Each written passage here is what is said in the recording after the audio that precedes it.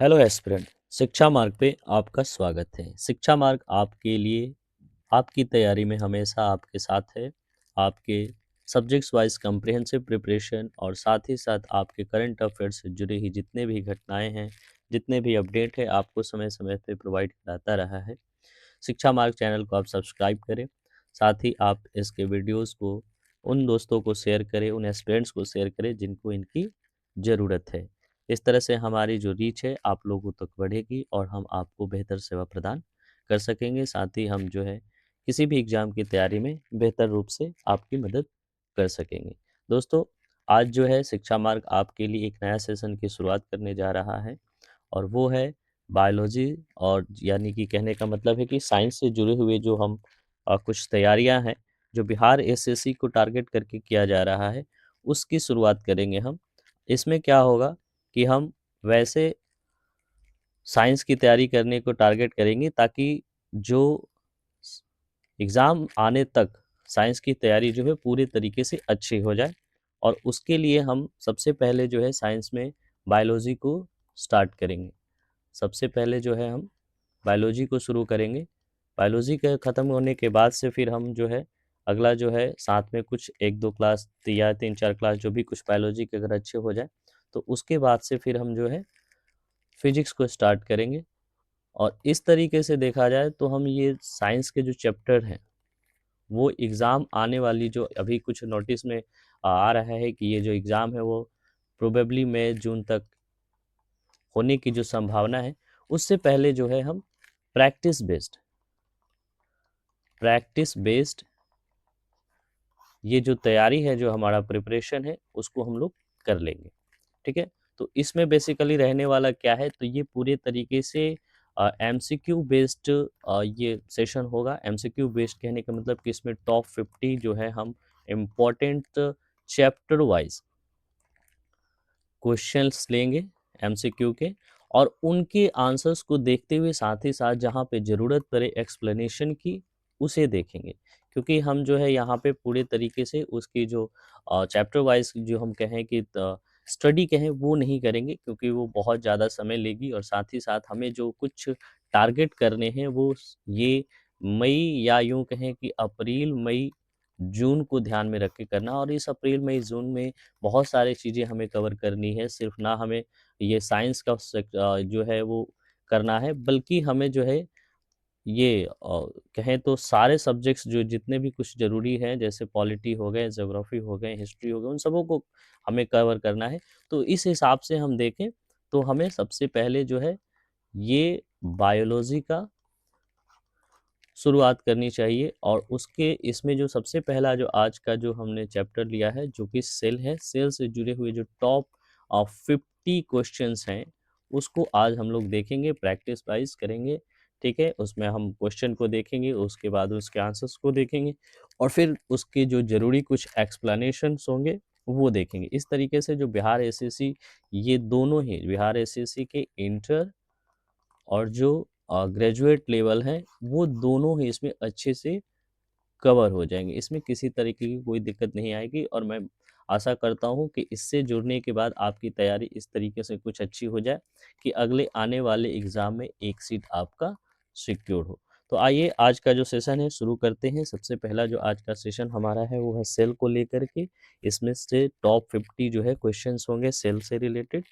तो सबसे पहले आज का जो हमारा क्वेश्चन है वो है कोशिका क्या है। बहुत ही आसान सा क्वेश्चन है लेकिन शुरुआत इसी से करते हैं। कोशिका क्या है? What is cell? जीवन की सबसे छोटी इकाई, ऊर्जा उत्पादन करता, प्रोटीन संश्लेषण करता, डीएनए प्रतिकृति यानी कि the smallest unit of life, producer of energy, protein synthesiser या रेप्लिकेशन ऑफ डीएनए। तो याद कीजिए, जब भी हम कोशिका को पढ़ते हैं तो सबसे पहला यही आता है हमारा कि ये बेसिक कहें कि एकदम से कहें कि जो फंक्शनल यूनिट जो हमारा होता है, ठीक है, लाइफ का जो यूनिट जो होता है, जो सबसे छोटी से छोटी जो इकाई जिसको कहते हैं, वो सेल को माना जाता है। तो सेल जो है हमारा क्या है, आंसर हो जाएगा इसकी जीवन की सबसे छोटी इकाई। ठीक है, सेल जीवन की संरचनात्मक यानी कि क्रिएटिव, ठीक है, और फंक्शनल, यानी कि स्ट्रक्चरल और फंक्शनल यूनिट ऑफ लाइफ है, जो कि किसी भी ऑर्गेनिज्म में मौजूद रहता है और इसके बहुत सारे जो काम हैं वो होते हैं, बहुत सारे जो प्रोसेसेस हैं लाइफ प्रोसेस में, बहुत सारे जो इसके योगदान हैं वो होते हैं। तो कोशिका के बारे में सबसे पहले हम लोगों ने जाना, यानी कि सेल के बारे में जाना कि ये एक कहे तो स्ट्रक्चरल, स्ट्रक्चरल क्यों है? स्ट्रक्चरल है कहने के मतलब है कि ये कोशिका ही है जो बॉडी को बाद में जाकर के एक शेप देता है। क्योंकि देखिए हम लोग आगे जब पढ़ेंगे तो पता है कि कोशिका होती है, उससे जो फिर टिश्यू बनते हैं और टिश्यू से फिर ऑर्गन्स बनते हैं, ऑर्गन से पूरी बॉडी बनती है।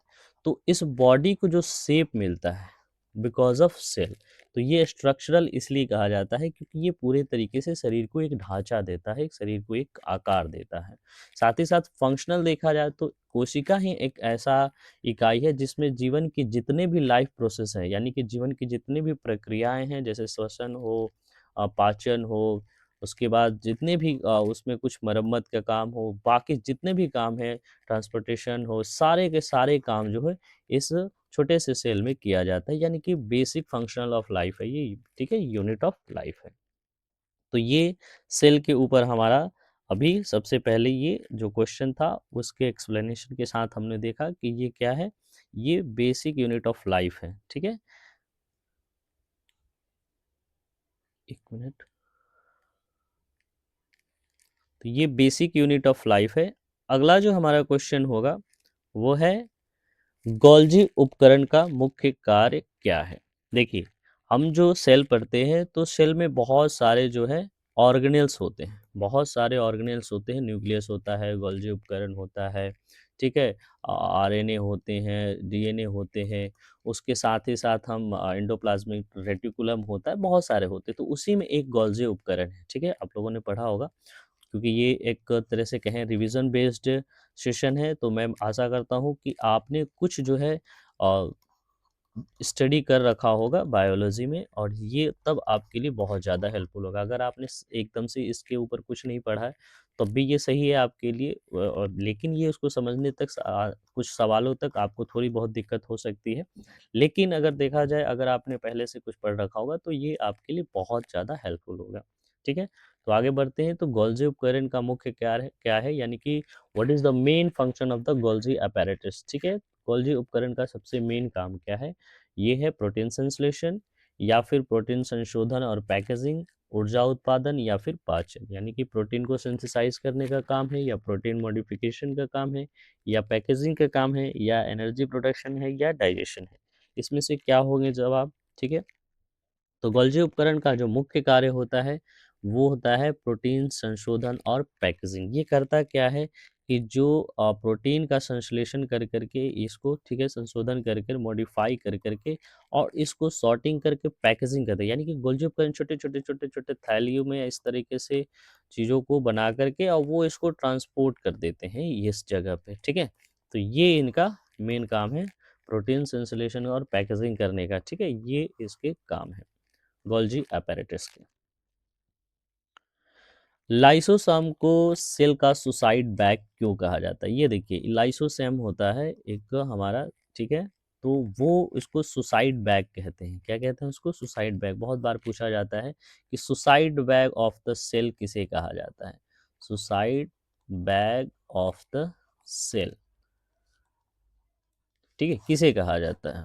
तो हम बोलते हैं कि लाइसोसोम, ठीक है। लेकिन यहाँ सवाल है कि इसी लाइसोसोम को सुसाइड जो है क्यों कहा जाता है, सुसाइड बैग क्यों कहा जाता है? Why are lysosomes called the suicide bags of the cell? वे ऊर्जा उत्पादन करते हैं, ठीक है, और वे पाचन एंजाइम रखते हैं, डीएनए संग्रहित करते हैं, या वे कोशिका भित्ति बनाते हैं? क्या ये करते हैं कि उसकी वजह से उनको जो है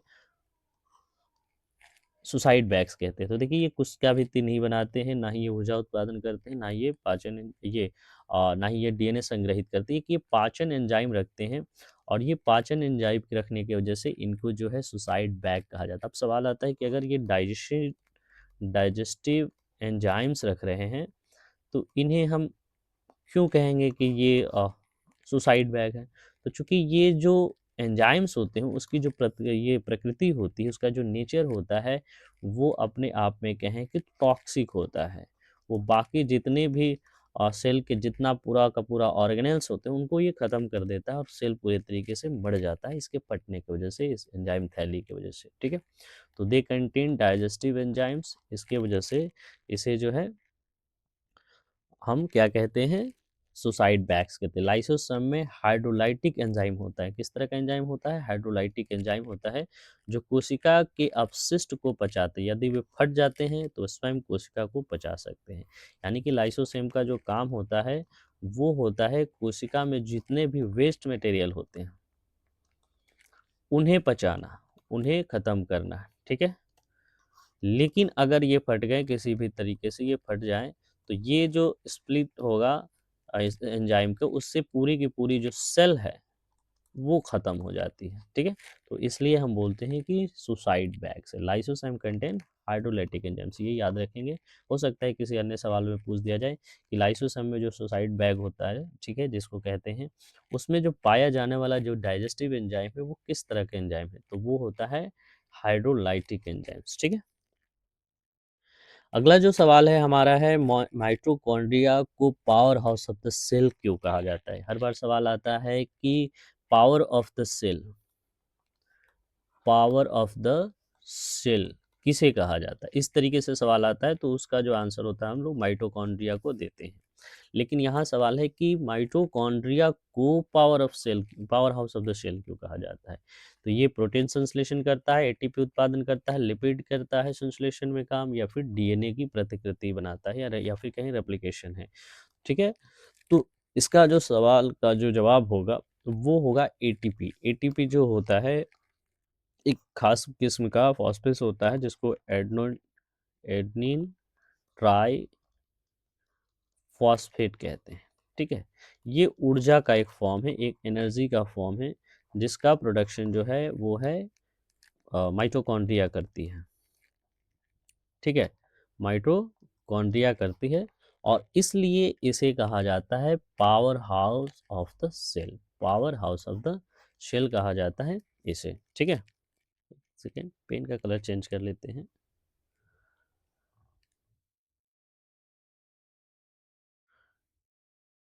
ठीक है। तो ये powerhouse of the cell कहा जाता है, ठीक है। तो देखते हैं एटीपी उत्पादन माइटोकॉन्ड्रिया एरोबिक श्वसन द्वारा, ठीक है। एरोबिक श्वसन द्वारा जो है ये एटीपी उत्पन्न करता है। अब एरोबिक क्या होता है? देखिए एरोबिक क्या होता है, एक एरोबिक रेस्पिरेशन होता है। रेस्पिरेशन जो होता है वो दो तरीके से होता है सेल्स में, ठीक है, एरोबिक और नन एरोबिक, ठीक है। तो एरोबिक नन एरोबिक में अंतर यही है कि इसमें जो है ऑक्सीजन की उपलब्धता होती है, O2 की उपलब्धता होती है, इसमें O2 मौजूद नहीं होता है। जिसमें O2 यानी ऑक्सीजन मौजूद होता है तो इसमें एटीपी बनते हैं और ऊर्जा जो होता है अधिक मात्रा में इसमें, जबकि देखते हैं तो ओटीपी कम, सॉरी, एटीपी की मात्रा कम बनती है, ठीक है। और साथ ही साथ इसमें एक अलग किस्म का एसिड बनता है जो बाद में हम लोग देखेंगे, लैक्टिक एसिड के नाम से जिसे जानते हैं, ठीक है। अगला जो सवाल है वो है राइबोसोम प्रोटीन संश्लेषण का स्थान है, ठीक है। राइबोसोम में जो है प्रोटीन संश्लेषण होता है, ठीक है, यानी कि राइबोसोम जो है प्रोटीन का सिंथेसाइजर है। तो ये पूछा जा रहा है कि ये किसके स्थान का है, क्या करता है? तो लिपिड संश्लेषण का, प्रोटीन संश्लेषण का, कार्बोहाइड्रेट संस्करण, या डीएनए प्रतिकृति, ये सवाल है, ठीक है। तो इस सवाल का जवाब अगर हम देखें तो प्रोटीन संश्लेषण का है, राइबोसोम प्रोटीन संश्लेषण का स्थान है। एक्चुअली हम देखें तो ये क्वेश्चन का जो फॉर्मेशन है वो गलत हो गया, ठीक है। हमें सवाल करना चाहिए था कि राइबोसोम किसके संश्लेषण का स्थान है, किसका संश्लेषण का स्थान है, ठीक है। तो ये होना था इसका जवाब, प्रोटीन संश्लेषण। तो समझ जाते हैं राइबोसोम जो होते हैं, ठीक है, आरएनए और प्रोटीन से बने होते हैं तथा एमआरएनए पर प्रोटीन बनाते हैं, ठीक है, ट्रांसलेशन करते हैं राइबोसोम को, ये बनाते हैं, ठीक है। यानी कि ये राइबोसोम जो है प्रोटीन संश्लेषण करते हैं। प्लांट सेल वॉल मुख्य रूप से किससे बना होता है, ठीक है। यानी कि जो प्लांट का जो सेल वॉल होता है जिसको कोशिका भित्ति कहते हैं, वो किस चीज़ का बना होता है मुख्य रूप से, ये सवाल है। ठीक है, काइटिन का, ठीक है, ये काइटिन है, सेल्यूलोज का, पेक्टिन का या लिग्निन का। ठीक है, तो इसमें से कौन ऐसे होंगे जो हम देखेंगे कि क्या इसके जवाब हो सकते हैं। तो आप बताइए, कमेंट बॉक्स में भी आप डाल सकते हैं। भले ये वीडियो जो है आपको रिकॉर्डेड के फॉर्म में मिल रहा है, लेकिन फिर भी आप जो है इसके जो कमेंट्स है आपको काफ़ी समय मिल रहा है, उस समय आप डालें ताकि आपको कॉन्फिडेंस आएगा कि आप जो है इसके जवाब जो है वो सही तरीके से दे पा रहे हैं या नहीं दे पा रहे हैं। ठीक है, और उससे आपको असेसमेंट करने में फ़ायदा होगा, साथ ही साथ आपकी जो तैयारी होगी उसमें कॉन्फिडेंस आएगा। ये होते हैं कुछ तैयारी के तथ्य। आप किसी भी चीज़ को करें तो बहुत ही अटेंटिव तरीके से करें, बहुत ही अलर्ट मोड में करें, ताकि आप उसका असेसमेंट जो हो सही तरीके से कर सकें, और जहाँ कुछ अगर आपको ज़रूरत महसूस होती है तो उसमें आप सुधार कर सकें। खैर, आगे बढ़ते हैं। तो प्लांट सेल का जो प्लांट सेल होता है, यानी कि जो पादप कोशिकाएं होती है, उनके जो सेल वॉल होते हैं, यानी जिसको कोशिका भित्ति कहते हैं, वो किस रूप से बना होता है, किस चीज़ का बना होता है। ठीक है, तो वो सेल्यूलोज का बना होता है। हम लोग पढ़ चुके हैं कि जो कोशिका भित्ति होती है, सेल वॉल जो होता है, वो सेल्यूलोज का बना होता है। सेल्यूलोज ग्लूकोज की लंबी श्रृंखला है जो पौधों की कोशिका भित्ति को मजबूती प्रदान करते हैं। ठीक है, सेल वॉल जो है एक किस्म का ग्लूकोज का सीरीज है। ठीक है, और इस सेल्यूलोज से शेल वॉल बनते हैं, यानी कि कोशिका भित्ति बनती है। ठीक है, तो ये था हमारा इसका सवाल अभी का। ठीक है, आगे बढ़ते हैं।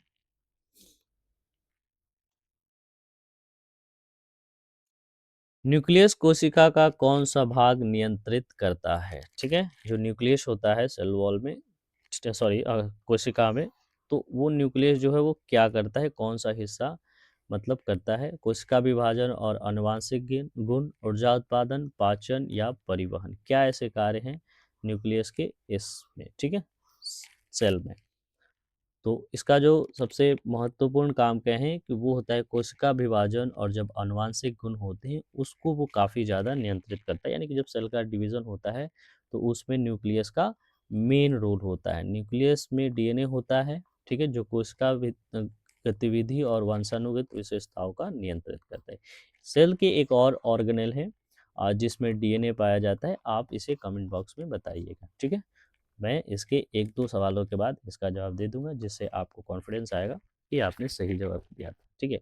तो सेल में एक अलग किस्म की एक अलग ऑर्गेनेल होती है, यानी कि कोशिकांग होती है, जिसमें भी डीएनए पाया जाता है। एक तो न्यूक्लियस में पाया ही जाता है, साथ ही साथ उसमें भी पाया जाता है। ठीक है?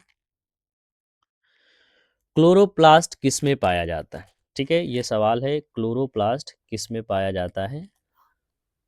Animal cell, plant cell, bacteria या फिर फंगाई। ठीक है, तो ये सवाल है क्लोरोप्लास्ट किस में पाया जाता है।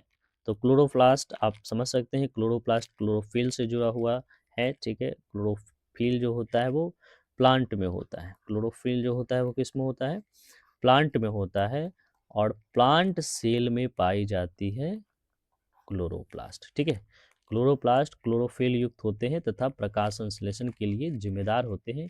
इसी से जो है फोटोसिंथेसिस का प्रोसेस होता है, फोटोसिंथेसिस। ठीक है, और इससे जो है पौधे जो है अपना फूड प्रोडक्शन का काम करती है, यानी खाना बनाने का, जिसको हम कहते हैं खाद्य पदार्थ बनाने का कार्य करती है। तो वो क्लोरोप्लास्ट जो होता है वो किस में पाया जाता है, पादप कोशिका में पाया जाता है। प्रोकैरियोटिक कोशिकाओं में न्यूक्लियस का अभाव क्यों होता है। ठीक है, तो सवाल है कि प्रोकैरियोटिक जो कोशिकाएं होती हैं, जो कोशिका होती है वो दो तरीके की होती है। अगर हम बात करें न्यूक्लियस बेस पे, तो एक होता है यूकैरियोटिक और दूसरा होता है प्रोकैरियोटिक। तो प्रोकैरियोटिक कोशिकाएं में न्यूक्लियस नहीं होता है। ठीक है, तो पूछा जा रहा है कि जो प्रोकैरियोटिक कोशिकाएं हैं उनमें न्यूक्लियस नहीं होता है, लेकिन उसका कारण क्या है। हर कोई जानता है कि प्रोक्योरेटिक में न्यूक्लियस नहीं होता है लेकिन अगर बात करें कि क्यों नहीं होता है, तो उसका जवाब क्या होगा। क्योंकि उसमें डीएनए नहीं होता, क्योंकि न्यूक्लियाइड क्षेत्र नहीं होता, सी कोशिका भित्ति की अनुपस्थिति की वजह से, या फिर डी माइटोकॉन्ड्रिया की अनुपस्थिति से। तो साफ जाहिर बात है कि इसमें न्यूक्लियोइड क्षेत्र ही नहीं होता, क्योंकि इसमें न्यूक्लियस ही नहीं होता, ठीक है, प्रोक्योरिटिक में। तो जब न्यूक्लियस ही नहीं होगा तो न्यूक्लियस के अंदर ही तो होता है वो डीएनए, अभी हम लोगों ने देखा था, ठीक है। तो ये डीएनए इसलिए उसमें मौजूद नहीं होता। तो prokaryotes have circular DNA nucleoid without nuclear membrane, ये उसमें किसी तरीके का ये हम कह सकते हैं, ठीक है। आगे बढ़े। साइटोप्लाज्म क्या है? साइटोप्लाज्म क्या है? ये हमारा अगला सवाल है, 10 नंबर का जो सवाल है, क्या है साइटोप्लाज्म? कोशिका झिल्ली, अंगकों को घेरने वाले जेली जैसा पदार्थ, न्यूक्लियस या कोशिका भित्ति। क्या है साइटोप्लाज्म? ठीक है, तो इसका जो जवाब होगा वो होगा अंगकों को घेरने वाला जेली जैसा पदार्थ। जो भी जो झिल्ली होती है, कोशिका होती है, ठीक है, ये कोशिका है, और कोशिका के अंदर बहुत सारे मेम्ब्रेन होते हैं, सॉरी ऑर्गेनेल्स होते हैं, और उन ऑर्गेनेल्स के आसपास एक कहें कि जेली टाइप फ्लूइड होता है, जेली टाइप फ्लूइड होता है। जिस तरह से जेली होते हैं उस तरीके से चिपचिपा लसलसा इस तरीके का फ्लूइड होता है। इसी को बोला जाता है साइटोप्लाज्म, इसी को बोला जाता है साइटोप्लाज्म, ठीक है। तो अंग को यानी कि ऑर्गेनेल्स को घेरने वाले जो पदार्थ होते हैं उसे हम साइटोप्लाज्म कहते हैं। साइटोप्लाज्म में पोषक तत्व जैसे जल और बाकी भी कुछ अवशिष्ट घुलित रहते हैं, और जिससे उसका जो कहें मेटाबॉलिक एक्टिविटीज हो पाता है, ठीक है। तो ये साइटोप्लाज्म क्या है? तो ये अंगों को घेरने वाला जेली जैसा पदार्थ होता है। सेंट्रोसोम पशु कोशिकाओं में पाया जाता है, ठीक है। तो फिर से यहाँ पे वही है, सेंट्रोसोम कहाँ पाया जाता है, सवाल होना चाहिए था, ठीक है। एक तरह से कहें तो ये टाइपिंग एरर हो गया है। तो सेंट्रोसोम कहाँ पाया जाता है, ठीक है, पादप कोशिकाओं में, पशु कोशिकाओं में, बैक्टीरिया में, कवक में, ठीक है। तो इसका जो जवाब हो जाएगा पशु कोशिकाओं में, यानी कि पशु कहने का मतलब एनिमल सेल, ठीक है। और एनिमल सेल जब बात करें तो आप जानवर ना समझें, ठीक है, क्योंकि सेल जो होती है, कोशिका जो होती है वो दो तरीके की होती है, ठीक है। एक होता है प्लांट सेल और एक होता है एनिमल सेल। एनिमल सेल में इवन ह्यूमन सेल भी वो कंसिडर किया जाता है, ठीक है। तो इसे एनिमल मतलब पशु कहने का मतलब वो जानवर वाला पशु नहीं कहेंगे, ठीक है। ये प्लांट सेल होता है, इसमें कोशिका भित्ति होती है, सेल वॉल होता है, ठीक है, और इसमें जो होता है सेल मेम्ब्रेन होता है, ठीक है। तो ये कुछ महत्वपूर्ण बातें हैं। तो ये पूछ रहा है कि सेंट्रोसोम किस में मौजूद होता है, तो ये हमारा एनिमल सेल में मौजूद होता है। सेंट्रोसोम में सेंट्रियोल होते हैं जो कोशिका विभाजन में स्पिंडल फाइबर बनाते हैं। अगला है एंडोप्लाज्मिक रेटिकुलम, ठीक है, जिसको ईपीआर भी शॉर्ट में कहा जाता है, एंडोप्लाज्मिक रेटिकुलम। ये भी दो तरीके के होते हैं एंडोप्लाज्मिक रेटिकुलम, ठीक है। ये होते हैं एस, ठीक है, और आर, यानी कि स्मूथ और रफ।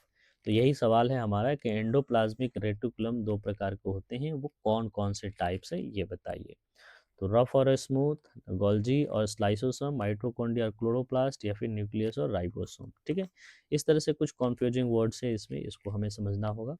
तो ये ईपीआर जो होते हैं वो दो तरीके के होते हैं, रफ और स्मूथ। रफ क्या होते हैं, स्मूथ क्या होते हैं, ठीक है, जिसमें हम कहें तो प्रोटीन होते हैं, जिस पे प्रोटीन सिंथेसाइजर हम लोगों ने देखा था, जो मौजूद होते हैं छोटे छोटे छोटे छोटे ग्रैनुअल्स के मौजूद रूप में, दाने के रूप में जो मौजूद होते हैं जिस ईपीआर पे, ठीक है। तो वो रफ कहलाते हैं, और जिस पे ये जो प्रोटीन के जो दाने हैं, ग्रैनुअल्स है, वो मौजूद नहीं रहते तो वो स्मूथ कहलाता है। रफ ईआर पे राइबोसोम होते हैं, यानी प्रोटीन संश्लेषण होते हैं, वही स्मूथ ईआर लिपिड बनाता है, ठीक है। तो ये स्मूथ जो ईआर है, जिसको एंडोप्लाज्मिक रेटिकुलम बोलते हैं, ईपीआर बोलते हैं, ठीक है, उस पे ये। वैक्यूल पादप कोशिकाओं में क्या कार्य करता है? देखिए, जो पादप कोशिकाएं होती हैं उसमें एक वैक्यूल होता है, ठीक है, जिसको खाद्यानी या रिक्तिका कहते हैं, खाद्यानी या फिर रिक्तिका कहते हैं। तो वो होता है, तो उसका काम क्या होता है? Store house, power house, protein factory, या फिर सुसाइड बैग। याद कीजिए, सुसाइड बैग हमने पीछे देखा था, क्या होता है? लाइसोसोम होता है। प्रोटीन फैक्ट्री किसे कहते हैं? तो अभी हम लोग ने देखा था कि एंडोप्लाज्मिक रेटिकुलम जो ईआर या ईपीआर होता है वो होता है, ठीक है।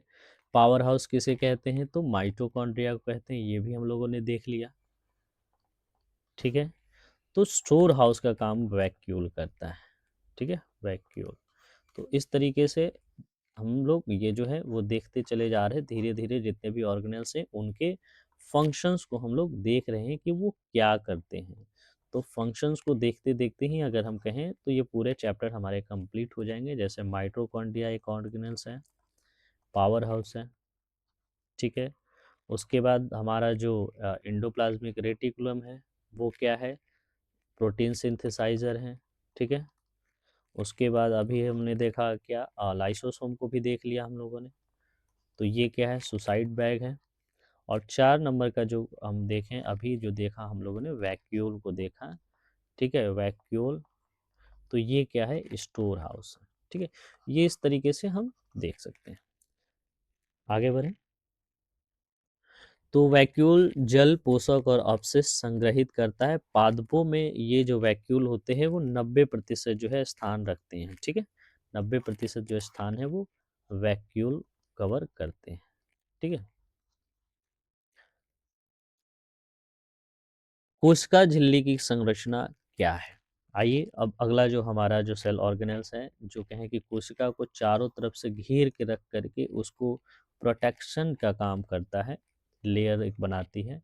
तो वो कह रहे हैं कि ये संरचना कैसी होती है, इसकी किस तरीके की इसकी बनावट होती है। तो ये फॉस्फेलिपिड बाइलेयर होती है, प्रोटीन की दीवार होती है, कार्बोहाइड्रेट परत होती है, या फिर ड्रेनेज श्रृंखला होती है, वो किस तरीके की बनी होती है, ठीक है। तो ये जाहिर सी बात है कि ये फॉस्फोलिपिड बाइलेयर होती है, यानी कि द्विपरत होती है। द्विपरत कहने का मतलब होता है कि इसमें झिल्ली जो होती है बहुत पतली पतली 2 लेयर्स होते हैं, इस तरीके के 2 लेयर्स होते हैं, ठीक है। और ये सेमी परमिएबल होता है। सेमी परमिएबल कहने का मतलब क्या होता है, ये समझते हैं हम, ठीक है। सेमी परमिएबल, तो सेमी परमिएबल होता है जो किसी भी चीज़ों को सिलेक्शन वाइज प्रवेश करने दे, यानी कि एंट्री करने दे, यानी कि हर चीज़ को नहीं, यानी कि इधर से आप जा सकते हो, ठीक है, और इधर से कुछ चीज़ें बाहर भी निकल सकती, लेकिन तब वो कि वो नियंत्रित वे में हो, यानी कि कंट्रोल वे में हो। ये नहीं कि हमेशा कोई भी चीज़ इसमें प्रवेश करे या कोई भी चीज़ इससे बाहर आए, ऐसा ये नहीं होने दी, यानी सेमी परमिएबल है ये, ठीक है। और ये किस चीज़ का बना होता है, ये जो फील टाइप का होता है वो बना होता है फॉस्फोलिपिड का। ये ध्यान रखने वाली बात है, ठीक है। ये किसका बना होता है, फॉस्फोलिपिड का। तो फ्लूइड मोज़ेक मॉडल में लिपिड बाइलेयर प्रोटीन के साथ सेमी परमेबल होता है। और ये जो भी फॉस्फोलिपिड बाइलेयर है, इसका जो एक्सप्लेनेशन किया गया था किस मॉडल में, तो फ्लूइड मोज़ेक मॉडल, मोज़ेक एक साइंटिस्ट थे बायोलॉजी के, ठीक है, तो उनके द्वारा ये बताया गया था। क्रोमोप्लास्ट फल और फूलों को रंग प्रदान करते हैं, ठीक है। तो कौन सा रंग प्रदान करते हैं, सवाल ये है कि कौन किस तरह के ये रंग प्रदान करते हैं, ठीक है। क्रोमोप्लास्ट जो है कलर देते हैं, विच कलर दे प्रोवाइड, ठीक है। हरा देते हैं, नारंगी, पीला, सफ़ेद या फिर काला, ठीक है।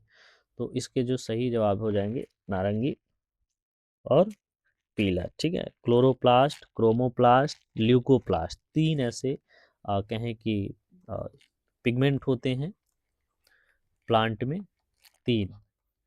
एक होते हैं क्लोरोप्लास्ट, दूसरा होता है क्रोमोप्लास्ट, और तीसरा होता है ल्यूकोप्लास्ट, ठीक है। तो ये जो क्लोरोप्लास्ट है क्लोरीन से बना होता है, और इसकी जो कलर होता है वो ग्रीन होता है। ये पौधों के पत्तियों में मौजूद होता है और पौधे के छाल वगैरह में मौजूद होता है, जिसलिए वो हरा जो लेयर है, हरा रंग उन्हें प्रोवाइड कराता है। वही क्रोमोप्लास्ट जो होता है वो पूरे तरीके से ये पिगमेंट जो होता है वो कलरफुल होता है। यानी कलरफुल कहने का मतलब है कि ये किसी भी तरीके के जो पौधे में रंग बिरंगे जो हम कलर देखते हैं वो क्रोमोप्लास्ट के वजह से होता है। तो नारंगी, पीला जो बात करें, हरा, हरा छोड़ दे उसके बाद, तो ये क्रोमोप्लास्ट के कार्य है। वहीं ल्यूकोप्लास्ट जो होता है वो कलरलेस होता है, ठीक है। ये कलरलेस होता है, रंगहीन होता है, ये किसी तरह का रंग नहीं प्रोवाइड करता। तो ये 3 तरह के कलर पिगमेंट होते हैं, ठीक है, प्लांट में, जिसको हमने देखा, ठीक है। तो आगे बढ़े।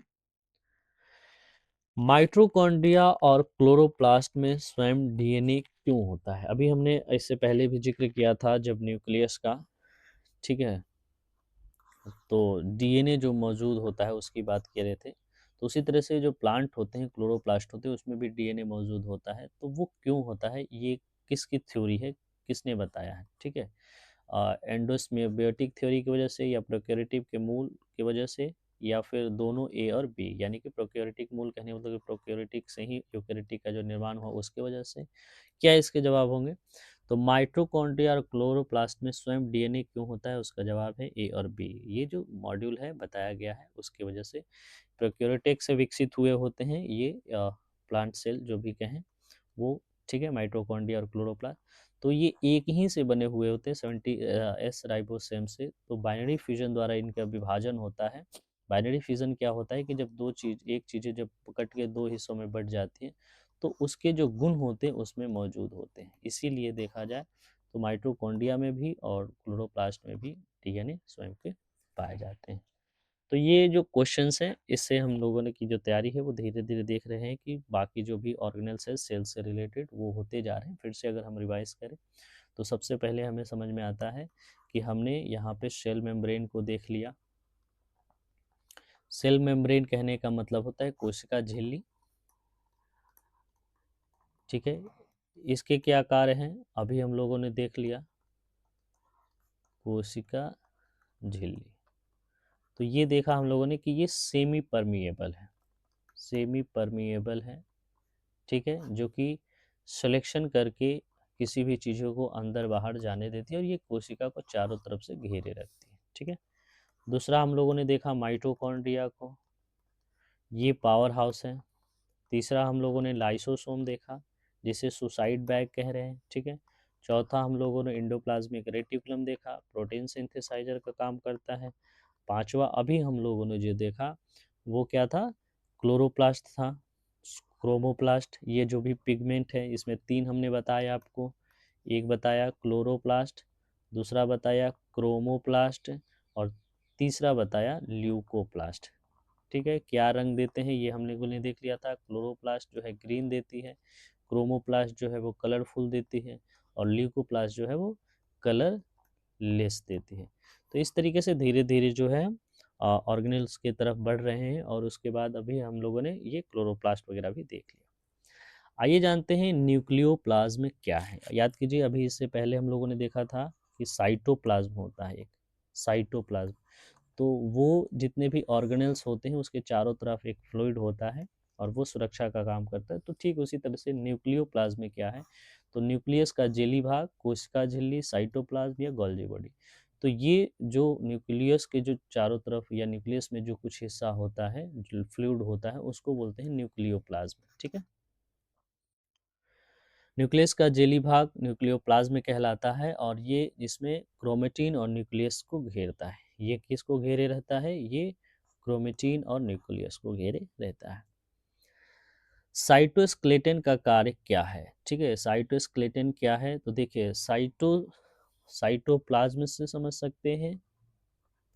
साइटो वर्ड एक्चुअली में जो होता है वो सेल से लिया है, ठीक है, ध्यान रखेंगे। और स्केलेटन जो है ये आपने पढ़ा होगा, जो हम लोग हड्डी से जुड़े हुए जो चैप्टर हैं, ढांचा जिसको कहते हैं उससे जुड़ा हुआ, तो वो होता है। तो हड्डी का काम क्या है, शरीर को शेप देना, बॉडी को क्या करना, शेप देना। तो उसी तरीके से अब इससे अगर हम तर्क से मिला करके लॉजिकल भी देखें तो साइटोस्केलेटन क्या है, तो कोशिका को आकार को बनाए रखना, ये इसके काम हो सकते हैं, ठीक है।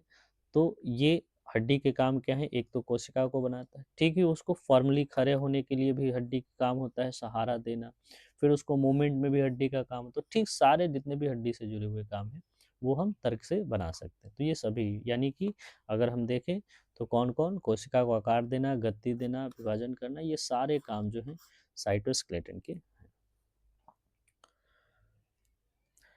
प्लास्टिड डबल मेम्ब्रेन वाले होते हैं, या फिर से सवाल, प्लास्टिड जो होते हैं वो, हाँ, होते हैं, कैसे होते हैं, तो डबल मेम्ब्रेन वाले होते हैं, ठीक है। प्लास्टिड्स क्या है, तो ये प्लास्टिड्स जो है वो किस में पाया जाता है, पादप कोशिका में पाया जाता है, ठीक है। कौन से सेल? तो प्लांट सेल में पाए जाते हैं। तो प्लास्टिड्स डबल मेम्ब्रेन वाले होते हैं, क्लोरो, क्रोमो और ल्यूको। ठीक है, तो अभी हम लोगों ने प्लास्टिड्स के बारे में पढ़ लिया था। क्लोरो, क्रोमो और ल्यूको। क्रोमो जो होता है कलरफुल होता है, क्लोरो ग्रीन होता है और ल्यूको जो होता है रंगहीन होता है। ये हम लोगों ने देख लिया था प्लास्टिड्स के बारे में, जिसको पिगमेंट्स कहते हैं। ठीक है, ये डबल मेम्ब्रेन का होता है।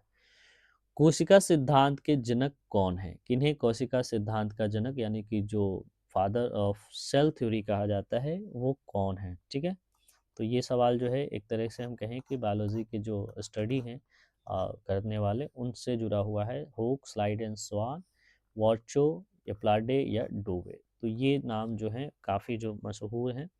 होक, स्लाइड एंड स्वान, ये तीनों ने मिल करके, दो ने साथ में और एक फिर एक अलग बाद में जोड़ करके, इन्होंने पूरे तरीके से देखा जाए तो प्रिंसिपल ऑफ या फिर कहें कि थ्योरी ऑफ सेल दिया था। स्लाइड एंड स्वान ने कहा सभी जीव कोशिकाओं से बने होते हैं। ठीक है, ये स्लाइड एंड स्वान ने कहा था, जबकि हुक ने सबसे पहले कहा था कि सभी जीव जो हैं अपने पहले वाली कोशिकाओं से बने होते, यानी कि साफ है कि ये पहले किसी न किसी कोशिका थी और उसके बाद ही से बने होते, जबकि फिर स्लाइडर एंड स्वान ने कहा कि सभी जीव जो है कोशिकाओं से बने होते हैं। ठीक है,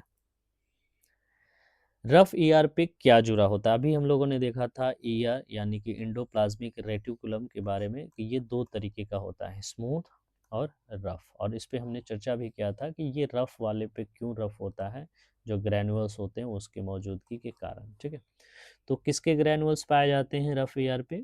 राइबोसोम के, लाइसोसोम के, या सेंट्रियोल या वैक्यूल के? तो बहुत ही आसान से हम समझ सकते हैं कि लाइसोसोम तो खुद अपने आप में एक ऑर्गेनेल्स है, सुसाइड बैग्स है। सेंट्रियोल के बारे में भी हम लोगों ने पढ़ा है, लेकिन थोड़ा सा डिटेल में नहीं पढ़ा है। वैक्यूल के बारे में अच्छे से हम लोगों ने पढ़ लिया कि ये स्टोर है, ये भी एक तरह से पादप कोशिकाओं का। ठीक है, तो ये राइबोसोम हम लोगों ने पढ़ा था कि जिसपे राइबोसोम यानी जो प्रोटीन के जो दाने होते हैं, छोटे छोटे छोटे छोटे, ठीक है, ग्रैनुअल्स के फॉर्म में इस तरीके से, तो उसको होने की वजह से ये जो रेटिकुलम है उन्हें हम रफ कहते हैं। ठीक है, तो राइबोसोम मौजूद होते हैं, राइबोसोम प्रोटीन संश्लेषण के लिए रफ ईआर पे जुड़े होते हैं, और इस वजह से इनको कहा जाता है कैसे? रफ ईपीआर कहा जाता है, इनको कहा जाता है रफ ईआर या फिर रफ ईपीआर। ठीक है, तो ये हैं हमारे रफ ईआर यानी कि इंडोप्लाज्मिक रेटिकुलम से जुड़ा हुआ। आगे है फंक्शन ऑफ न्यूक्लियस, कि न्यूक्लियस का कार्य क्या है। जो न्यूक्लियस होते हैं उसमें उसका जो कार्य है सेल में वो क्या है? आरएनए का संश्लेषण करना, या फिर डीएनए प्रतिकृति बनाना, या प्रोटीन पैकेजिंग करना, या ऊर्जा उत्पादन करना। ठीक है, तो आरएनए का संश्लेषण करना, ठीक है, ये काम होता है न्यूक्लियस का, और ये आरएनए बनाती है। ठीक है, आरएनए यानी कि जिसका हम फुल फॉर्म अगर कहें तो राइबोज न्यूक्लिक एसिड। और इसे न्यूक्लिक क्यों कहते हैं? क्योंकि ये न्यूक्लियस के द्वारा ही फॉर्मेशन किया जाता है। ठीक है, न्यूक्लियस के द्वारा ही इसका फॉर्मेशन किया जाता है, तो इसलिए हम न्यूक्लिक बोलते हैं। ठीक है, ये न्यूक्लियस क्या चीज़ का सिंथेसाइज करता है? तो ये जो है आरएनए का सिंथेसाइज करता है। कोशिका विभाजन में सेंट्रियोल का कार्य क्या है? अभी देखा था हम लोगों ने सेंट्रियोल के बारे में। ठीक है, सेंट्रियोल क्या है?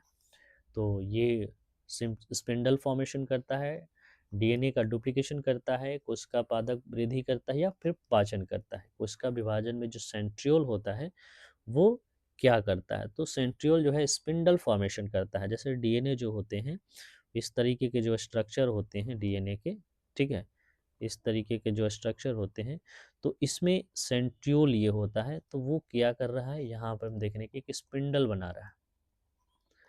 ठीक है, यहाँ पे सेंट्रियोल होता है, ये जो हिस्से हैं। ठीक है, तो ये सेंट्रियोल के कार्य क्या हैं? स्पिंडल फॉर्मेशन का काम होता है। किसमें? जब कोशिका का विभाजन होता है, सेल का डिवीजन होता है। ठीक है,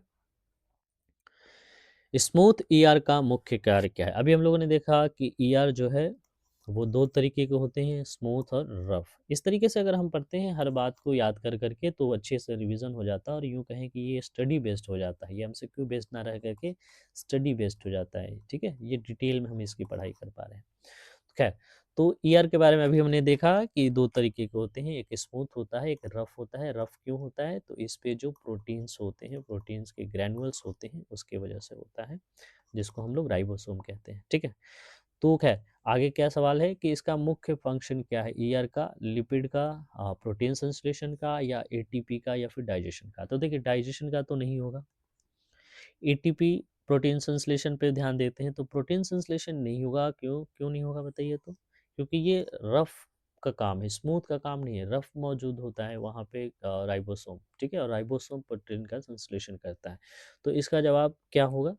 इसका जवाब होगा लिपिड का संश्लेषण, क्योंकि ज़ाहिर-सी बात है कि अगला जो ऑप्शन है वो है एटीपी का, और एटीपी का उत्पादन कौन करता है? इससे पहले ही हम लोगों ने देख लिया था। एटीपी का जो उत्पादन है वो माइटोकॉन्ड्रिया कहते हैं, जिसे powerhouse of the cell कहा जाता है। तो इस तरीके से एलिमिनेशन मेथड के द्वारा भी हम किसी भी सवाल के जवाब तक पहुंच सकते हैं। अगर हमें सवाल की किसी के जवाब नहीं पता है तो हम एलिमिनेट करते हैं कि ये तो नहीं हो सकता, ये तो नहीं हो सकता, ये तो नहीं हो सकता। इस तरीके से कर के हम जो है किसी भी सवाल के सही जवाब तक पहुंच सकते हैं। इसको बोला जाता है एलिमिनेशन मेथड। और यकीन मानिए कि ये एलिमिनेशन मेथड जो है किसी भी एग्ज़ाम में बहुत ज़्यादा जो है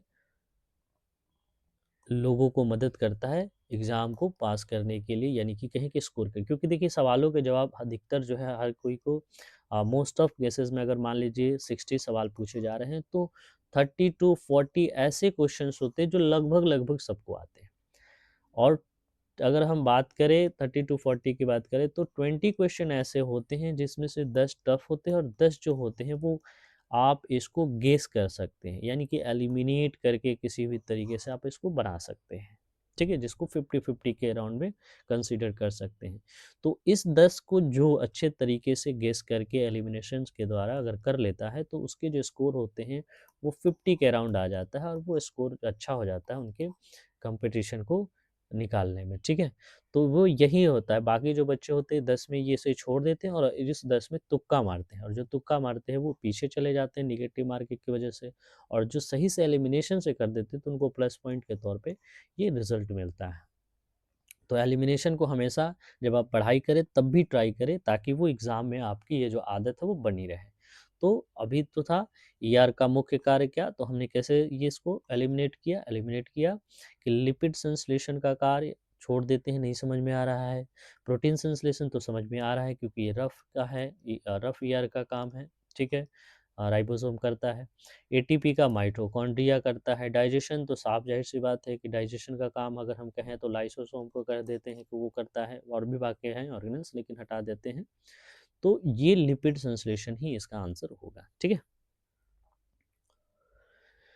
आगे बढ़ते हैं, ल्यूकोप्लास्ट क्या संग्रहित करता है? अभी हमने देखा कि ल्यूकोप्लास्ट जो है वो क्या है, तो एक खास में किस्म के जो पिगमेंट्स होते हैं जिसको प्लास्टिड्स कहते हैं। प्लास्टिड्स जो हैं उसमें पिगमेंट्स होते हैं और वो 3 तरीके के होते हैं प्लास्टिड्स, ठीक है? वो 3 तरीके के कौन-कौन होते हैं? क्लोरोप्लास्ट, क्रोमोप्लास्ट और ल्यूकोप्लास्ट। तो ये सवाल है ल्यूकोप्लास्ट से जुड़ा हुआ कि ल्यूकोप्लास्ट जो है क्या संग्रहित करते हैं, इनमें क्या मौजूद होता है, ठीक है? इनमें क्या ऐसे चीज़ होते हैं जो इसमें मौजूद होते हैं? तो इसमें प्रोटीन होता है, फैट होते हैं, स्टार्च होता है। ये तीनों के तीनों जो है इसमें चीज़ें होती हैं और ये कलर पिगमेंट का होता है, ये रंगहीन होता है, ठीक है? तो ल्यूकोप्लास्ट रंगहीन प्लास्टिड है जिसमें किसी तरह का रंग नहीं है, ऐसे पहले हम लोगों ने चर्चा कर रखा है। और ये भोजन को संग्रहित करता है, और भोजन में क्या पाया जाएगा, जाहिर सी बात है कार्बोहाइड्रेट, स्टार्च और ये ग्लूकोज, यही सारी चीज़ें होंगी, ठीक है? तो प्रोटीन, फैट और स्टार्च ये स्टोर होता है। अगला है कोशिका झिल्ली परिवहन का तरीका है, सेल मेम्ब्रेन जो है किस तरीके का है, तो वो जितने भी अभी हमने देखा था सेल मेम्ब्रेन के बारे में भी हम लोग पढ़ चुके हैं कि ये सेमी परमिएबल इन नेचर होती है। इन नेचर कैसी होती है? Semi permeable. और सेमी परमिएबल कहने का मतलब होता है कि सिलेक्शन वाइज एंट्री, ये सिलेक्शन वाइज एंट्री प्रोवाइड कराती है किसी भी चीज़ का। लेकिन ये जो एंट्री या फिर एग्जिट जो होता है, एग्जिट एंट्री जो कर हो रहा है, यानी कि जो ये ट्रांसपोर्टेशन हो रहा है, वो ट्रांसपोर्टेशन जो है किस फॉर्म में होता है, किस प्रोसेस के द्वारा होता है, ये समझना है हमें, ठीक है। तो डिफ्यूज़न के द्वारा, ऑस्मोसिस के द्वारा या एक्टिव ट्रांसपोर्ट के द्वारा या फिर सभी के द्वारा। तो इसमें सभी तरीके का जो प्रोसेस होता है ट्रांसपोर्टेशन का वो होता है, डिफ्यूज़न भी होता है इसमें, ऑस्मोसिस भी होता है, ये ट्रांसफ्यूज़न, डिफ्यूज़न सब इसमें प्रोसेस होता है, ठीक है। ऑस्मोसिस की बात करें तो अगर हम जब जल का जब होता है, वाटर की जब ट्रांसपोर्टेशन इसमें होती है, यानी कि सेल के बाहर ये वाटर है और सेल के अंदर अगर वाटर आ रहा है या फिर इससे बाहर निकल रहा है वाटर, तो ये जो ट्रांसपोर्टेशन हो रहा है उसे कहा जाता है ऑस्मोसिस, ठीक है। पानी की जो ये होता है, ठीक है, मेम्ब्रेन के द्वारा वो रिस रिस के धीरे धीरे धीरे धीरे उसका जो सैचुरेशन है उसके ऊपर ये कंट्रोल करता है। अगर सेल के बाहर सैचुरेशन ज़्यादा है तो सेल के अंदर वाटर जाएगा, अगर सेल के अंदर अगर सैचुरेशन पानी की जो है ज़्यादा है तो वो बाहर पानी आएगा, ठीक है। तो इसे बोला जाता है ऑस्मोसिस, ठीक है। आरओ आपने सुना होगा, आरओ का वाटर, तो वो एक किस्म का रिवर्स ऑस्मोसिस प्रोसेस को ही उसमें फंक्शन किया जाता है। आरओ वाटर का फुल फॉर्म होता है रिवर्स ऑस्मोसिस वाटर, ठीक है। और ये जो आरओ होते हैं, जो मशीन्स होते हैं, उसमें एक किस्म की मेम्ब्रेन ही होती है जिसमें ये प्रोसेस होता है और उसके बाद पानी को साफ और स्वच्छ किया जाता है, ठीक है। अगला है पैरोक्सिन, जो पैरोक्सिसोम होता है उसका क्या कार्य होता है। H2O2 को विघटन करना, तो H2O2 क्या है, वाटर है, ठीक है। प्रोटीन संश्लेषण करना, तो देखिए प्रोटीन संश्लेषण, फिर उसके बाद डीएनए को मरम्मत करना या फिर कोशिका को विभाजन करना। अच्छे से दिमाग में लाते हैं तो समझ में आता है कि जो प्रोटीन का संश्लेषण करना है वो काम किसी और का है, वो किसका है, राइबोसोम का है, ठीक है। उसके बाद फिर देखते हैं डीएनए की मरम्मत करना, ठीक है, तो ये माइटोकॉन्ड्रिया है, ठीक है। कोशिका का विभाजन करना, तो ये न्यूक्लियस का हम लोगों ने देखा था कि कोशिका का विभाजन में मेन हिस्सा ये इसका होता है। तो ये H2O2 यानी कि जल का विघटन करना, यानी कि जल को क्यों विघटन किया जाता है ये समझते हैं। तो जो शरीर में जो एनर्जी हमें रिलीज होती है, जिसको हम कहते हैं कि हमारे अंदर जो ग्लूकोज का जो फॉर्मेशन होता है उसमें जो आता है जो भी कुछ C6H12O6 जो भी फॉर्मूला है इसका, तो ये जो H2 और O डिवीज़न है उसके वजह से जो एनर्जी रिलीज की जाती है, इसी से इसके विघटन से ही हमें बॉडी में एनर्जी मिलती है, ठीक है। आगे हम लोग पढ़ेंगे डाइजेशन, एस्पिरेशन, तो वो एस्मिलेशन ये पढ़ेंगे। तो इसमें वाटर जो है दो हिस्सों में टूट जाता है, यानी कि जल जो हाइड्रोजन और ऑक्सीजन में टूट जाता है।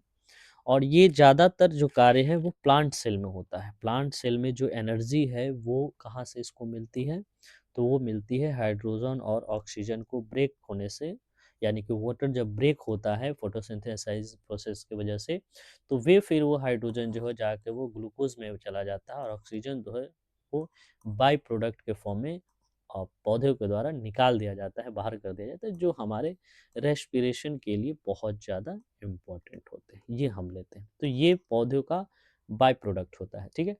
तो ये पेरोक्सिसोम जो है हाइड्रोजन पेरोक्साइड को पानी और ऑक्सीजन में बदलते हैं, ये ठीक है।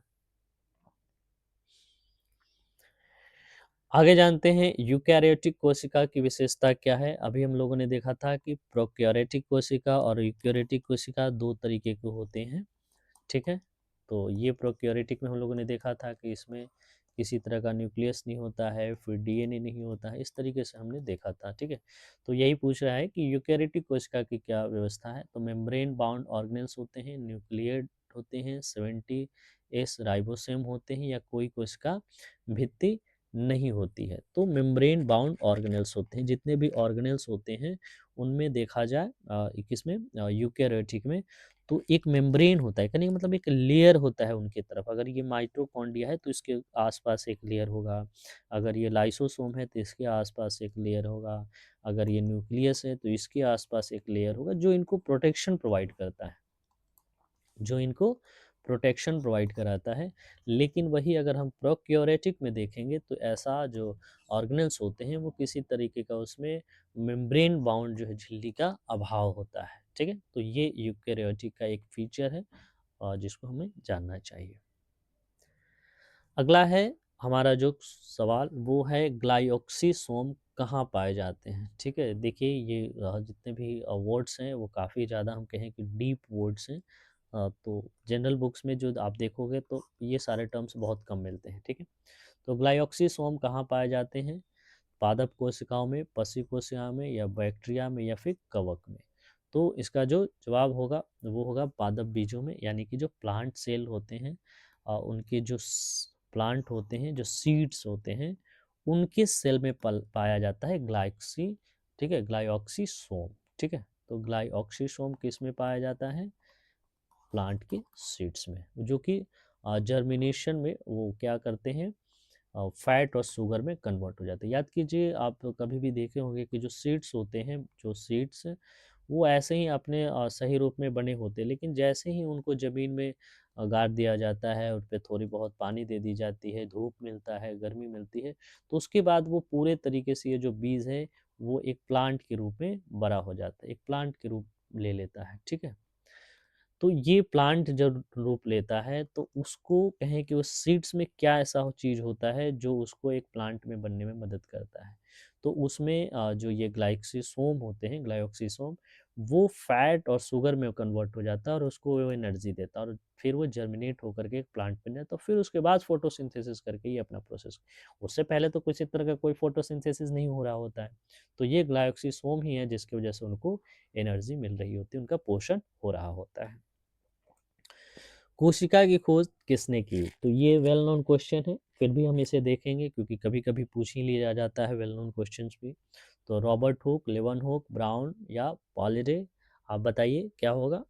तो इसका सही जवाब होगा रॉबर्ट हुक। रॉबर्ट हुक ने 1665 में कॉर्क में कोशिकाएं देखी थी। देखिए यहाँ ध्यान दीजिएगा, ये कॉर्क में क्या है, तो ये एक कहें कि मृत कोशिका थी, डेड सेल था जिसको उन्होंने देखा था। कॉर्क एक किस्म के कहें तो जो बॉटल होता है, बॉटल को बंद करने का जो ढक्कन होता है, पहले जो बनता था प्लांट से की पौधों से काट करके, तो उसमें उन्होंने ये कॉर्क में ये देखा था। 1665 में रॉबर्ट हुक ने कोशिका को, जो कि डेड सेल देखा था उन्होंने। ठीक है, न्यूक्लियर पोर का कार्य क्या है? देखिए जितने भी न्यूक्लियस होते हैं तो न्यूक्लियस के पोर होते हैं। पोर कहने का मतलब छोटे छोटे छिद्र होते हैं, तो उन छिद्रों का क्या कार्य होगा? जाहिर सी बात है कि इसका क्या होगा। ठीक है, तो ये आरएनए और प्रोटीन का आवागमन यानी ट्रांसपोर्टेशन में मदद करेंगे। ठीक है, तो न्यूक्लियर पोर का कार्य होता है आरएनए और प्रोटीन परिवहन का, यानी कि ट्रांसपोर्टेशन ऑफ आरएनए एंड ये protein. Nuclear pore nucleus cytoplasm के बीच अणुओं को आदान प्रदान करते हैं। माइक्रोबॉडीज क्या है, इसे समझेंगे। माइक्रोबॉडीज क्या है? पेरोक्सीसोम और ग्लाइक्सोसोम, माइटोकॉन्ड्रिया, क्लोरोप्लास्ट या राइबोसोम। ठीक है, तो माइक्रोबॉडीज किसे कहते हैं? माइटोकॉन्ड्रिया को कहते हैं, या फिर क्लोरोप्लास्ट को कहते हैं, या फिर राइबोसोम को कहते हैं, या पेरोक्सीसोम या ग्लाइक्सोसोम। यह ध्यान दीजिए, ग्लाइऑक्सीसोम को भी हमने देखा था कि जो सीड्स में पाए जाते हैं और जब जर्मिनेशन होता है तो फैट और शुगर में ये कन्वर्ट हो जाते हैं। ठीक है, ये हमने देखा था, तो उसी से जुड़ा हुआ है माइक्रोबॉडीज क्या है, तो ये माइक्रोबॉडीज इसी नहीं ही कहते हैं। ठीक है, पेरोक्सीसोम और ग्लाइक्सोसोम को। ये सिंगल मेम्ब्रेन वाले छोटे अंगक हैं जो चयापचय में सहायक होते हैं, मेटाबॉलिज्म में हेल्प करते हैं।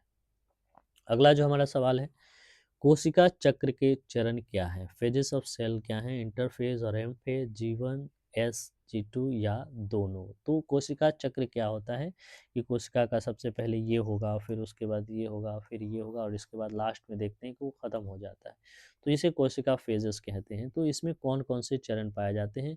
तो इसमें इंटरफेज और G1, S1 और G2 ये सारे जो है फेजेस पाए जाते हैं। ठीक है, साइटोप्लास्टिक स्ट्रीमिंग का कारण क्या है? जो साइटोप्लाज्म होते हैं उनमें स्ट्रीमिंग होता है। ठीक है, तो उसके कारण क्या है, एक्टिन फाइबर्स, माइक्रोट्यूब्यूल्स या इंटरमीडिएट फाइबर्स। तो इसके जो जवाब होंगे वो हो जाएंगे आपके एक्टिन फाइबर्स, ठीक है, साइटोप्लास्टिक स्ट्रीमिंग के कारण वो हैं। एक्टिन मायोसिन सिस्टम जो होते हैं साइटोप्लाज्म को गति प्रदान करते हैं। प्रोक्योरेटिक राइबोसोम क्या होते हैं? देखिए, तो अभी हम लोगों ने देखा था कि कोशिका दो तरीके की होती है, एक होता है यूकेरियोटिक और दूसरा होता है प्रोक्योरेटिक। तो कह रहा है कि प्रोक्योरेटिक में जो राइबोसोम होता है उसकी संख्या कितनी होती है? दो तरीके की होती है, 70s और 60s, ठीक है, और 80s, ठीक है। तो ये पूछ रहे हैं कि इसमें 60s होता है, एक होता है 50 और 30s मिलकर के 60, ठीक है। तो ये होता है यूकेरियोटिक्स में आपके 80s, और प्रोक्योरेटिक्स में होता है 70s। 50 प्लस 30s, यहाँ यहाँ ध्यान दीजिएगा, ये 70s जो है यहाँ कैलकुलेशन पे मत जाइएगा कि 50 प्लस 30 80 होता है, नहीं, ये टाइप है, ठीक है। तो ये टाइप है 50s का और 30s का, और दोनों मिलकर 70s का निर्माण करते हैं, ठीक है। प्लाज्मा, हाँ, प्लाज्मोडेस्माटा क्या है, ठीक है। तो ये प्लाज्मा जो होता है उसमें एक हम लोगों ने स्टोमाटा पढ़ा होगा, कभी आपने पढ़ा होगा स्टोमाटा, जो पत्तियां होती हैं उसमें छोटे छोटे छोटे छोटे छोटे छोटे छिद्र होते हैं। तो उसी तरीके से ये प्लाज्मा जो होते हैं उसमें भी ये स्टोमाटा होते हैं।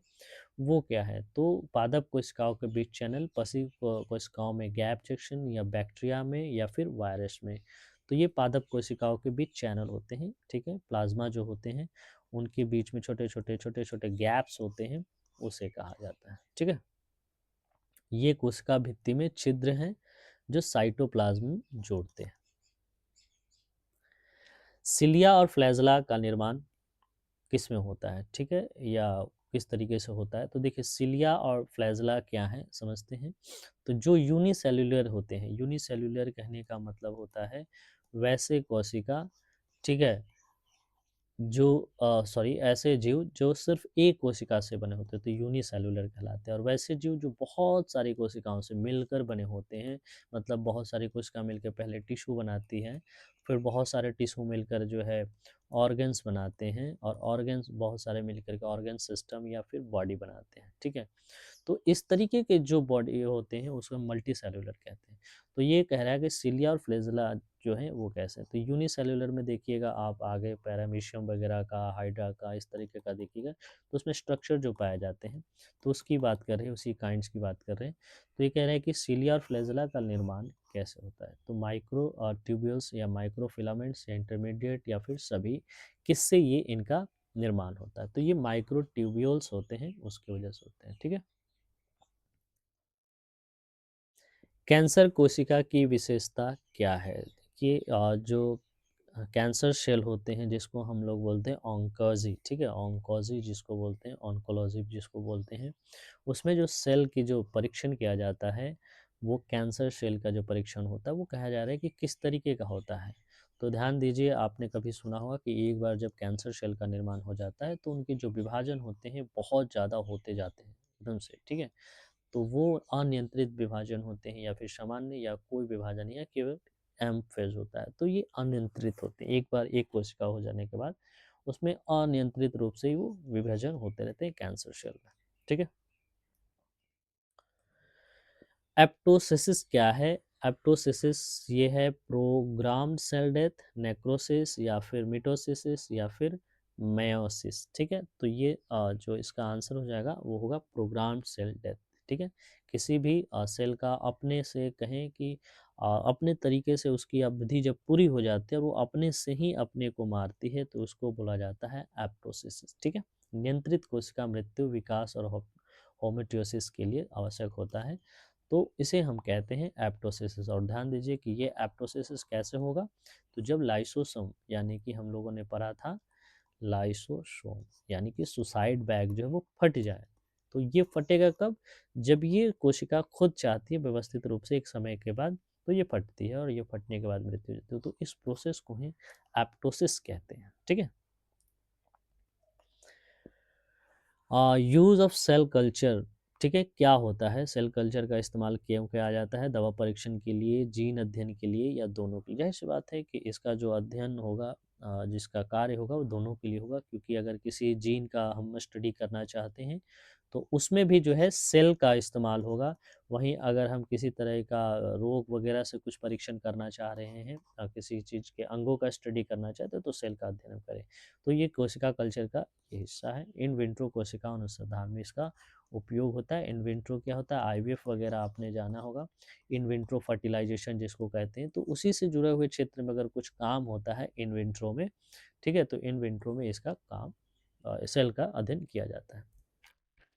इलेक्ट्रॉन माइक्रोस्कोप द्वारा कौन सी कोशिकाएं दिखाई देती है? जो इलेक्ट्रॉन माइक्रोस्कोप होते हैं उसके द्वारा माइक्रोस्कोपिक ऑर्गेनेल्स दिखाई देंगे, सेवल केवल और न्यूक्लियस दिखाई देगा, या साइटोप्लाज्म दिखाएंगे, या कोशिका भित्ति दिखाई देगा, क्या दिखाई देगी? तो ये माइक्रोस्कोपिक जितने भी ऑर्गेनेल्स हैं, मतलब छोटे छोटे भी जो कोशिका के कुछ कोशिकांग हैं, वो सारे दिखाई दे जाते हैं इलेक्ट्रॉन माइक्रोस्कोप के द्वारा। डिफरेंशियल सेंट्रीफ्यूगेशन से क्यों अलग होता करते हैं ना, जो सेंट्रीफ्यूगेशन होता है, आगे अब फिजिक्स में भी सेंट्रीफ्यूगेशन पढ़ेंगे। तो ये कह रहा है कि जो डिफरेंशियल सेंट्रीफ्यूगेशन होता है उससे क्या होता है, ठीक है। डिफरेंशियल सेंट्रीफ्यूगेशन में एक और पढ़े होंगे आप, जब पेट्रोल डीजल इन सबों को अलग किया जाता है तब जो हम पढ़ते हैं, ठीक उसी तरीके से ये कह रहा है कि शरीर के अंदर भी इस डिफरेंशियल सेंट्रीफ्यूगेशन होता है, तो उससे क्या अलग किया जाता है। तो जो ऑर्गेनेल्स हैं वो अलग किए जाते हैं, separate by size, density, nucleus, mitochondria, ये सारे को जब अलग किया जाता है साइज के आधार पे, तो इसको बोलते हैं डिफरेंशियल सेंट्रीफ्यूगेशन, ठीक है। ये एक बायोलॉजिकल मेडिकल का टर्म है, ठीक है। पॉलीसोम क्या है? एक एमआरएनए पे कई राइबोसोम, एक राइबोसोम पे एमआरएनए या डीएनए। देखिए पॉली सीधे आप समझ जाइए कि पॉली कहने का मतलब होता है, दो तरीके से बात समझिए। एक होता है मोनो, ठीक है, जिसको हम लोग मोनो बोलते हैं, मतलब सिंगल होता है, सिंगल, ठीक है। फिर होता है बाई, ठीक है, उसके बाद ट्राई, इसी तरीके से बहुत सारे जब हो जाते हैं तो उसको बोलते हैं पॉली, ठीक है। पॉलिनोमियल पढ़ा होगा आपने मैथ्स में, ठीक है। तो एक से दो से अधिक पद वाले जो भी पद वाले जो भी एक्सप्रेशंस होते हैं उसको पॉलिनोमियल बोलते थे। तो पॉली का मतलब होता है बहुत सारे, यानी कि पॉलीसोम क्या है, एक एमआरएनए पे कई राइबोसोम, या एक राइबोसोम पे कई एमआरएनए, क्या है पॉलीसोम। तो जाहिर सी बात है, सोम की बात है तो राइबोसोम की बात होगी, और पॉली का मतलब है तो बहुत सारे होते हैं। एक एमआरएनए पर कई राइबोसोम जब पाए जाते हैं तो उसको बोला जाता है पॉलीसोम। फ्लोरेंस माइक्रोस्कोपिक का उपयोग किस लिए किया जाता है? तो विशिष्ट अणु ट्रैकिंग के लिए, केवल आकार के लिए, या फिर रंग या गति के लिए। देखिए फ्लोरेंस वर्ड जो है आप फिजिक्स में पढ़ोगे, फ्लोरेंस, ठीक है। और फ्लोरेंस का मतलब होता है चमक, ठीक है। ये मैं बता रहा हूँ आपको बायोलॉजी से हट करके किस तरीके से क्वेश्चंस को एलिमिनेट किया जाता है। तो फ्लोरेंस जो है जो ट्यूब होता है उसमें यूज होता है, पढ़ चुके हैं। और ये चमक कहने का मतलब क्या है, कलर, ठीक है, किसी भी चीज़ के रंग को, प्रकाश की बात करें उसकी बात करेगा। तो फ्लोरेन जो माइक्रोस्कोप है वो किसको, विशिष्ट अणु जो ट्रैकिंग होते हैं उसका होता है। इसमें एक कहें कि जो डाई होता है उनके जो कलर होते हैं उसकी पहचान के में काम आते हैं विशिष्ट अणु ट्रैकिंग के लिए, ठीक है। सीएमवी का पूरा नाम क्या है? सीएमवी जो यूज होता है, सेल मेम्ब्रेन वायरस होता है, या साइटोमेगलो वायरस होता है, या कोशिका माइटोकॉन्ड्रिया वायरस होता है, या फिर कोई नहीं। तो ये साइटोमेगलो वायरस होता है सीएमवी का फुल फॉर्म, ठीक है। डीएनए वायरस जो कि कोशिका को प्रभावित करता है। लैम्प ब्रश क्रोमोसोम में लूप्स का क्या दर्शाता है? जो लैम्प ब्रश होते हैं, ठीक है, ट्रांसक्रिप्शन या फिर रेप्लिकेशन, या क्रॉसिंग ओवर, या फिर डिवीजन, ये क्या दर्शाता है? तो ये है ट्रांसक्रिप्शन को दर्शाता है। ऑर्गन्स में जो सक्रिय जीन ट्रांसक्रिप्शन होते हैं उसके लिए यूज होता है। न्यूरॉन में डेंड्राइट्स प्राप्त करते हैं, ठीक है। न्यूरॉन जो होते हैं उसमें डेंड्राइट्स होते हैं न्यूरॉन्स में। तो वो कह रहे हैं आपने देखा होगा आगे जब पढ़ोगे न्यूरॉन्स का, जब हम पढ़ेंगे कोऑर्डिनेशन वाले चैप्टर इसमें, जिसमें शरीर की सबसे बड़ी जो कहें सेल के रूप में उभर करके आती है न्यूरॉन्स, ठीक है। तो वो जो होता है तंत्रिका तंत्र का हिस्सा, सिग्नल भेजने वाली, तो वो क्या प्राप्त करते हैं? तो ये संरचना अन्य न्यूरॉन से सिग्नल भेजते हैं, ऊर्जा या पोषक तत्व क्या प्राप्त करते हैं? तो वो सूचना अन्य न्यूरॉन से प्राप्त करते हैं, ठीक है। फॉस्टी फॉस्फेटिडाइल एथनोलमाइन झिल्ली को क्या कहते हैं? ठीक है, कर्वेचर क्या प्रदान करता है? ये कर्वेचर मतलब कर्वेचर कहने का मतलब आकार या स्थिरता, मोटाई या पारगम्यता, ठीक है। तो ये फॉस्टिडाइल एथनोलमाइन झिल्ली क्या करता है? इसका मुख्य कार्य क्या है? तो ये कर्वेचर देता है, झिल्ली को एक बाइंडिंग फ्यूजन में सहायक करता है, एक स्ट्रक्चर देने का काम जो करता है वो कौन करता है? फॉस्फेटिडाइल एथनोलमाइन। बीटा कोशिकाएं क्या स्रावित करती हैं? ठीक है, कोशिकाएं बीटा जो होती हैं वो किस तरीके के जो है ये कहें सेक्रेशन करती हैं, इंसुलिन का करती हैं, ग्लूकेनॉन का करती हैं, थायरोक्सिन का करती हैं, फिर एड्रेनलिन का करती हैं। तो ये इंसुलिन का करती हैं। और देखेंगे कि आगे आपने सुना होगा डेली प्रैक्टिस लाइफ में कि जो भी कुछ इंसुलिन का जो स्राव है यानी सेक्रेशन है वो अगर कंट्रोल नहीं हो पाता है, यानी कि कहने का मतलब या तो सेक्रेशन बढ़ जाता है या फिर घट जाता है। तो दोनों केस में हम कहते हैं कि ये जो है एक तरह से कहें कि डायबिटिक जो होते हैं उसके लक्षण होते हैं, ठीक है। तो ये बीटा कोशिका ही हैं जो कि इंसुलिन का सेक्रेशन करते हैं, इंसुलिन और ग्लूकोज, ठीक है। तो आज का आखिरी जो हमारा जो 50 नंबर का जो क्वेश्चन है वो है एम्ब्रॉयनिक स्टेम कोशिका का। एम्ब्रॉयनिक का जो है वो क्या है? तो प्लूरिपोटेंट है, यूनिपोटेंट है, मल्टीपोटेंट है या फिर अलिगोपोटेंट है। तो ये ये होते हैं यानी कि इसमें बहुत सारे होते हैं। अभी हमने देखा था पॉली, उसी से जुड़ा हुआ है प्लूरी, ठीक है। प्लूरी यानी प्लूरल, प्लूरल मतलब एक से ज़्यादा। तो ये प्लूरीपोटेंट होते हैं। जो एम्ब्रॉयनिक स्टेम कोशिका होती हैं उसमें बहुत सारे ज़्यादा, सभी कोशिका में ये बहुत ज़्यादा परिवर्तित होने की क्षमता होती है, प्लूरीपोटेंट होती है। एक से अलग अलग कोशिकाओं में ये कन्वर्ट हो सकते हैं, एक दूसरे को बदल सकते हैं, कहने का मतलब कि डिवीजन इनका ज़्यादा होता है। तो ये थे आज के कुछ महत्वपूर्ण सेल से जुड़ा हुआ क्वेश्चंस। यहाँ आप देख रहे होंगे कि जो क्वेश्चन की जो प्रकृति थी वो काफ़ी ज़्यादा डिफरेंट थी। डिफरेंट किस मामले में थी कि ये जो जनरल क्वेश्चन होते हैं जो ज़्यादातर सेट प्रैक्टिस में देखने को मिलते हैं या फिर तो उससे कुछ हट करके इसमें प्लान किया गया था। इसका कारण साफ था कि जो कुछ आपने स्टडी किया है वो तो आपने प्राप्त कर लिया है, उसके अलावे भी कुछ इसमें जो चैप्टर्स हैं मतलब जो पॉइंट्स हैं उसको इसमें कवर करने से इसकी जो तैयारी कहें सेल चैप्टर का वो पूरे तरीके से हॉलिस्टिक तैयारी इसमें हो गई है, ठीक है। तो ये इसमें सिर्फ सिंपल और सिंपल क्वेश्चंस को नहीं रखा गया था, इसमें हार्ड क्वेश्चन को जानबूझ के रखा गया था और साथ ही साथ जो सिंपल क्वेश्चंस जो बनाए जा सकते थे जिसको अपेक्षा ज़्यादातर की जाती है, तो वो उसको हमने इसमें एक्सप्लेनेशन के दौरान ही कवर कर लिया। क्योंकि जिस तरीके से जब हमने माइटोकॉन्ड्रिया के बारे में सुना, तो माइटोकॉन्ड्रिया के जितने भी फीचर है उसकी चर्चा हमने कर ली कि इसमें भाई खुद का डीएनए होता है, ये पावर हाउस कहलाता है, ये एनर्जी प्रोड्यूस करता है, ये सेल का एक ऑर्गन्स है। तो ये जितने भी एजिट बातें हैं इसके जो आसान आसान जो चीज़ें पूछे जाने वाले वो तो इसमें हमने कवर कर लिया। ठीक उसी तरह से जब हमने सेल मेम्ब्रेन को देखा तो हमने देख लिया कि ये सेमी परमिएबल इन नेचर होता है, सिलेक्शन करके देता है। साथ ही साथ इसके बारे में हम लोगों ने देखा कि इसमें ट्रांसपोर्टेशन का जो तरीका है, डिफ्यूजन का तरीका है, ऑस्मोसिस का तरीका है, सारे का ट्रांसपीरेशन का है वो सारे इसमें फॉलो होते हैं। फिर हमने जैसे ही ये देखा प्लास्टिड को देखा तो हमने देख लिया कि प्लास्टिड 3 तरीके के होते हैं, 3 पिगमेंट होते हैं, क्लोरोप्लास्ट, क्रोमोप्लास्ट और ल्यूकोप्लास्ट। फिर उसके बाद हमने देख लिया वैक्यूल को देखा तो हमने देखा कि ये स्टोर करता है, खाद्यान्नी है। फिर उसने हमने लाइसोसोम को देखा। तो इस तरीके से जितने भी ऑर्गेनेल्स हैं उसके सारे जो भी सवाल जो जनरली बाकी वीडियोज़ में बाकी के प्लेटफ़ॉर्म पे घूमते-फिरते दिखते हैं जिसको एक्सप्लेनेशन लोग करते हैं, उससे हट करके इसमें काफ़ी कुछ सवाल थे और साथ ही साथ इनकी जब भी कोई टर्मिनोलॉजी जो आते थे हमारे लिए तो उसको हमने इसमें अच्छे से देख लिया, उसको भी कवर कर लिया। तो यहाँ ये नहीं सोचना है कि वो सारे सवाल हमारे छूट गए हैं प्रैक्टिस में। तो ये था हमारा आज का रिवीजन का ये जो प्रैक्टिस सेट जिसमें हमने इस प्रैक्टिस सेट में कहें तो टॉप 50 जो हैं सेल्स रिलेटेड जो हैं क्वेश्चन को एमसीक्यू के फॉर्म में लाया, जिसका एक्सप्लेनेशन हमने काफ़ी डिटेल से किया और साथ ही बहुत ही अच्छे तरीके से किया, जिससे हमारा जो सेल का ओवरव्यू जो पिक्चर है वो हमारे दिमाग में क्लियर हो गया। ये हमारे बिहार एसएससी के जो आने वाले जो एग्ज़ाम है, इंटर और ग्रेजुएट लेवल के जो एग्ज़ाम हैं, जो कि संभावित अप्रैल टू जून कह सकते हैं, यानी कि हम अप्रैल इसलिए लेके चल रहे हैं कि अगर अर्ली होता है तो, और जून इसलिए करके चल रहे हैं कि लेट होता है।